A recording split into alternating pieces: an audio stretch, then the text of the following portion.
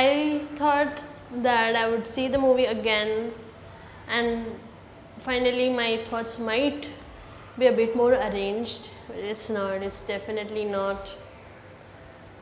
They said part of the journey was the end. But why did Tony Stark have to die? Why did he have to die? Here's a question. Paul Walker's character in Fast and Furious 7, he dies before. Well, during the filming of Fast and Furious 7, may he rest in peace. But they retired his character on screen.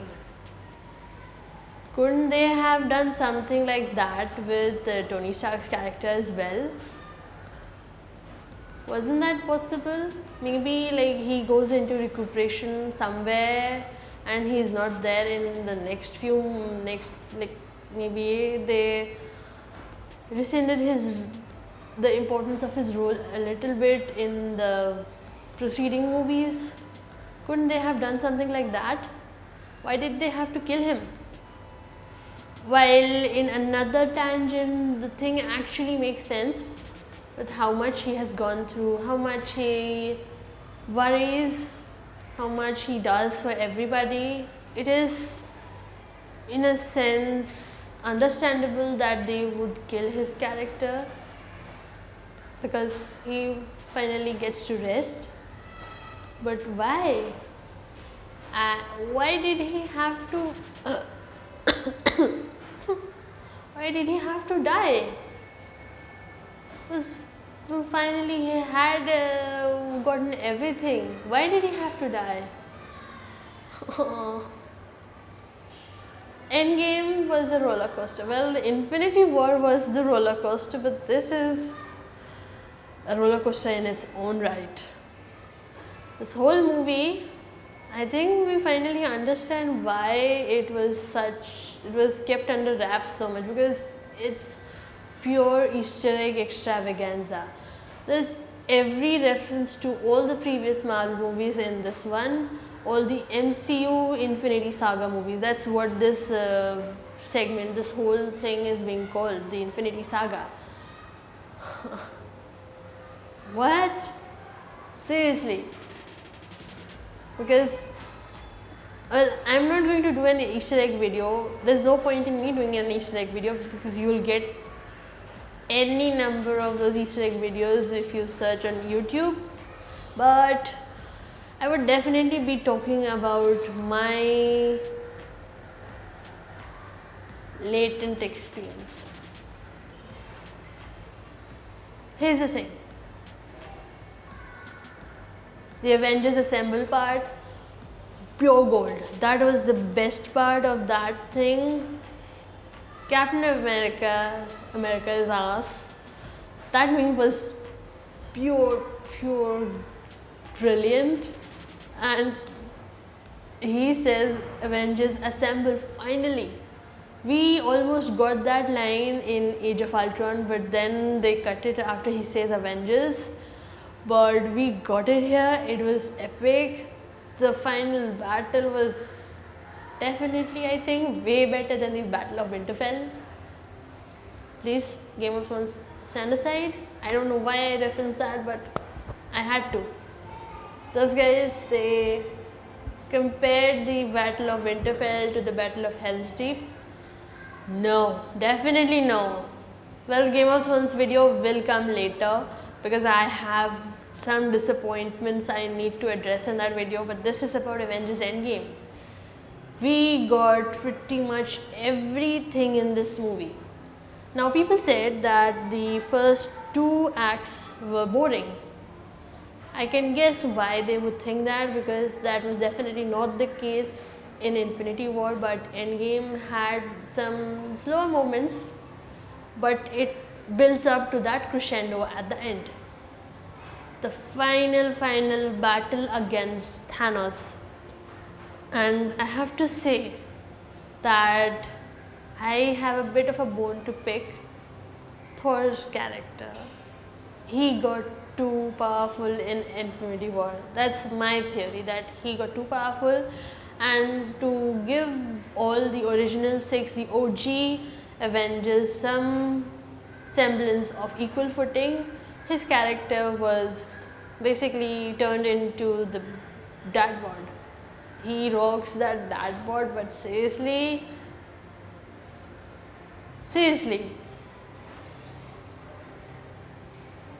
the best thing, Captain America is finally worthy of Mjolnir.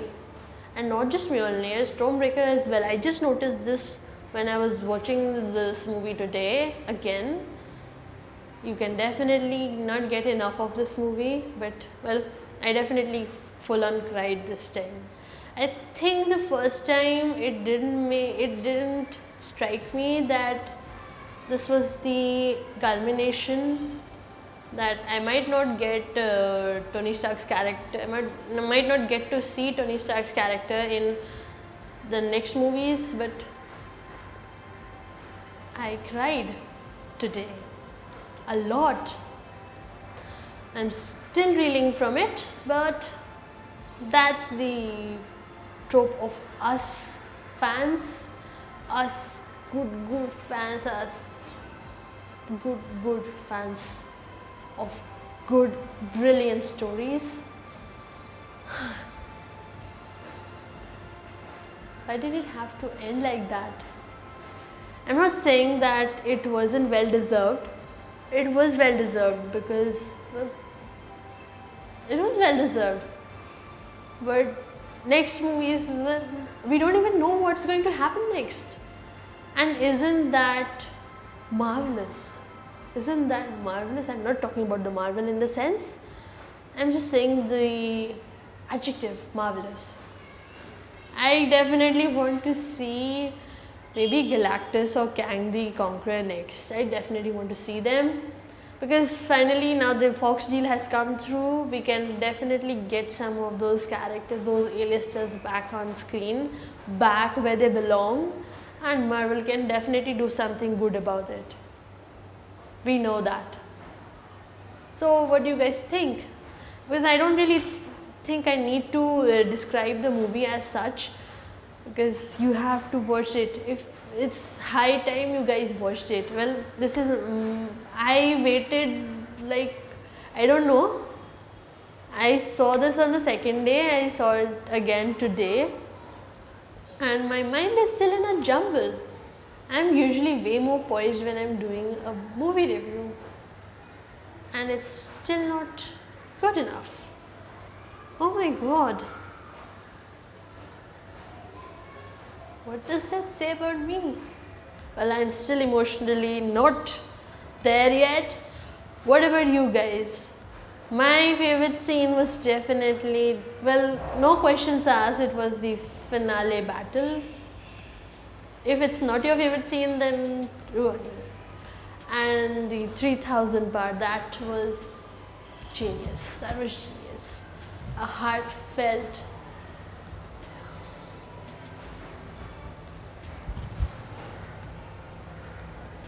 If you guys haven't guessed what the 3000 part means, then you guys don't know anything.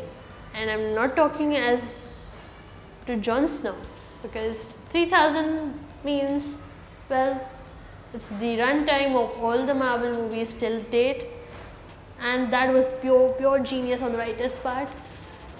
We definitely love you 3000, we definitely love you, all of you 3000, but Tony Stark, we love you 3000.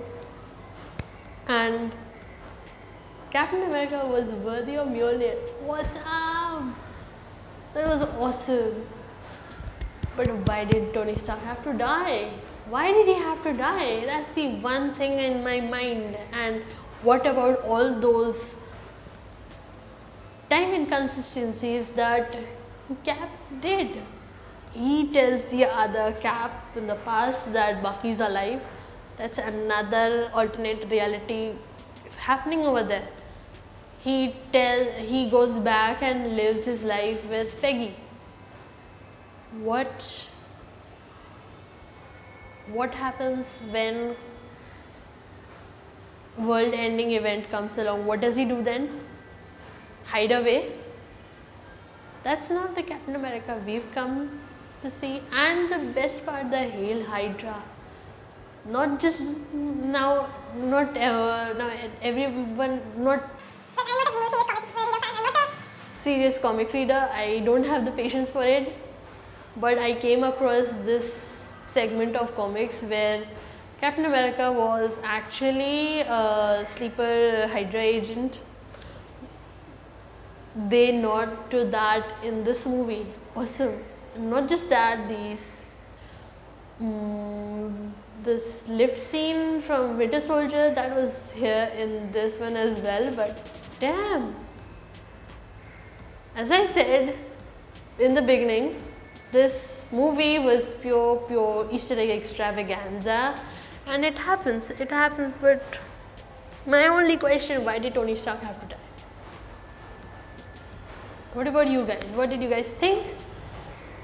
Because this movie deserves all the likes to it, and I think these guys are lobbying for Tony Stark, like Robert Downey Jr. to get an Oscar. He deserves it.